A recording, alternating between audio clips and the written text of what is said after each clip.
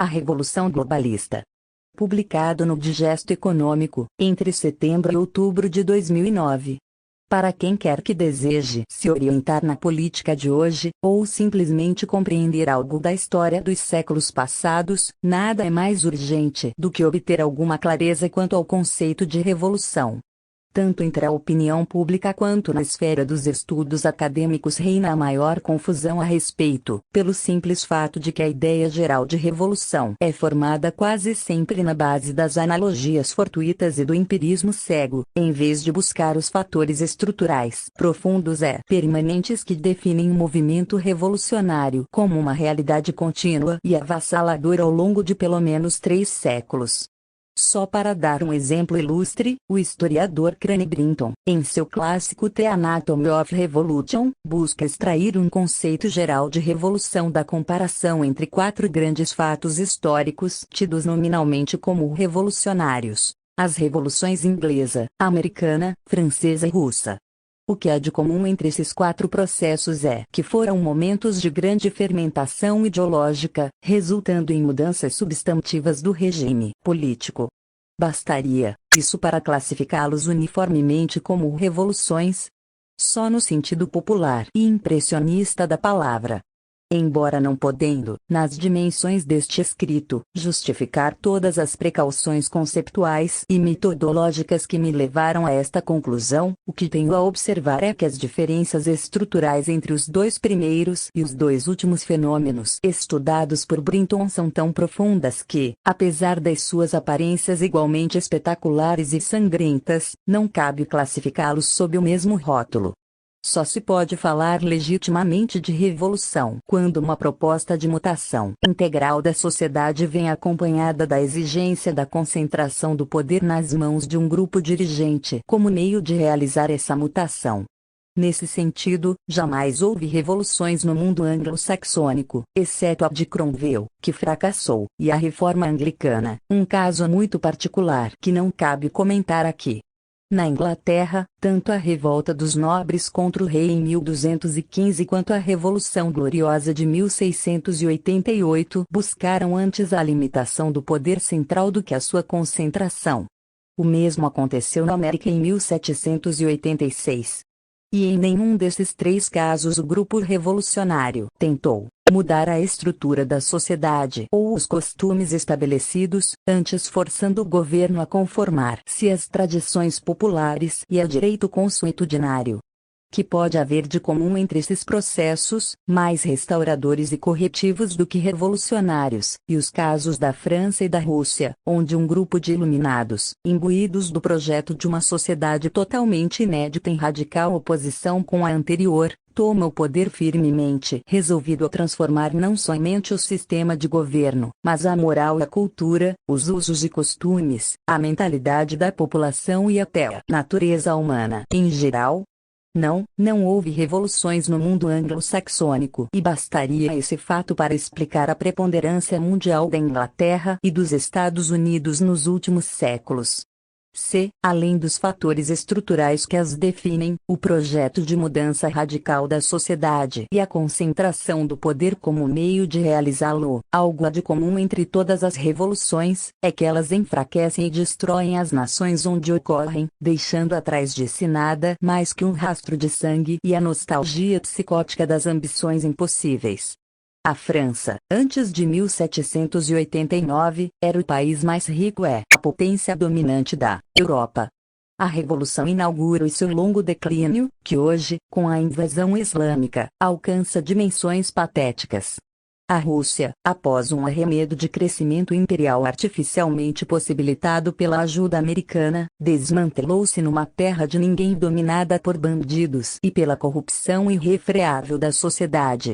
A China, após realizar o prodígio de matar de fome 30 milhões de pessoas numa só década, só se salvou ao renegar os princípios revolucionários que orientavam a sua economia e entregar-se, gostosamente, às abomináveis delícias do livre mercado. De Cuba, de Angola, do Vietnã e da Coreia do Norte, nem digo nada. São teatros de grande guignol, onde a violência estatal crônica não basta para esconder a miséria indescritível.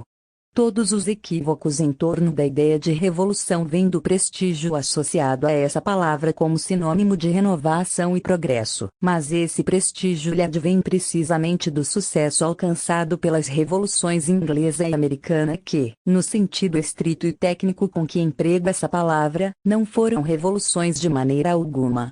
Essa mesma ilusão semântica impede o observador ingênuo, e inclui nisso boa parte da classe acadêmica especializada, de enxergar a revolução onde ela acontece sob a camuflagem de transmutações lentas e aparentemente pacíficas, como, por exemplo, a implantação do governo mundial que hoje se desenrola ante os olhos cegos das massas atônitas.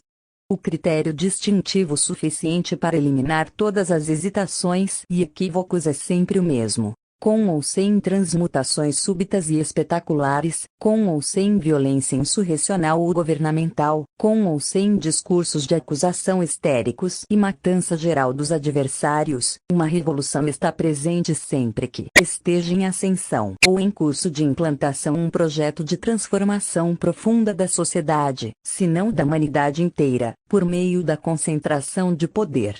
É por não compreenderem isso que muitas vezes as correntes liberais e conservadoras, opondo-se aos aspectos mais vistosos e repugnantes de algum processo revolucionário, acabam por fomentá-lo inconscientemente sob algum outro de seus aspectos, cuja periculosidade lhes escape no momento. No Brasil de hoje, a concentração exclusiva nos males do petismo, do MST e similares pode levar liberais e conservadores a cortejar certos movimentos sociais, na ilusão de poder explorá-los eleitoralmente. O que aí escapa à visão desses falsos espertos é que tais movimentos, ao menos a longo prazo, desempenham na implantação da nova ordem mundial socialista um papel ainda mais decisivo que o da esquerda nominalmente radical. Outra ilusão perigosa é a de crer que o advento da administração planetária é uma fatalidade histórica inevitável. A facilidade com que a pequena Honduras quebrou as pernas do gigante mundialista mostra que, ao menos por enquanto, o poder desse monstrengo se constitui apenas de um blefe publicitário monumental. E, da natureza de todo blefe, extrair sua substância vital da crença fictícia que consegue inocular em suas vítimas. Com grande frequência vejo liberais e conservadores repetindo os slogans mais estúpidos do globalismo, como por exemplo o de que certos problemas, narcotráfico, pedofilia, etc., não podem ser enfrentados em escala local, requerendo antes a intervenção de uma autoridade global. O contrassenso dessa afirmativa é tão patente que só um estado geral de sonsice hipnótica pode explicar que ela desfrute de alguma credibilidade. Aristóteles, Descartes e Leibniz ensinavam que, quando você tem um problema grande, a melhor maneira de resolvê-lo é subdividi-lo em unidades menores. A retórica globalista nada pode contra essa regra de método. Ampliar a escala de um problema jamais pode ser um bom meio de enfrentá-lo. A experiência de certas cidades americanas, que praticamente eliminaram a criminalidade de seus territórios usando apenas seus recursos locais, é a melhor prova de que, em vez de ampliar, é preciso diminuir a escala, subdividir o poder e enfrentar os males na dimensão do contato direto e local em vez de deixar-se embriagar pelas grandezas das ambições globais. Que o globalismo é um processo revolucionário, não há como negar. E é o processo mais vasto e ambicioso de todos. Ele abrange a mutação radical não só das estruturas de poder, mas da sociedade, da educação, da moral, e até das reações mais íntimas da alma humana. É um projeto civilizacional completo e sua demanda de poder é a mais alta e voraz que já se viu. Tantos são os aspectos que o compõem, tal a multiplicidade de movimentos que ele abrange, que sua própria unidade escapa ao horizonte de visão de muitos liberais e conservadores, levando-os a tomar decisões desastradas e suicidas no momento mesmo em que se esforçam para deter o avanço da esquerda. A ideia do livre comércio, por exemplo, que é tão cara ao conservadorismo tradicional, e até a mim mesmo, tem sido usada como instrumento para destruir as soberanias nacionais e construir sobre suas ruínas um onipotente leviatã universal. Um princípio certo sempre pode ser usado da maneira errada.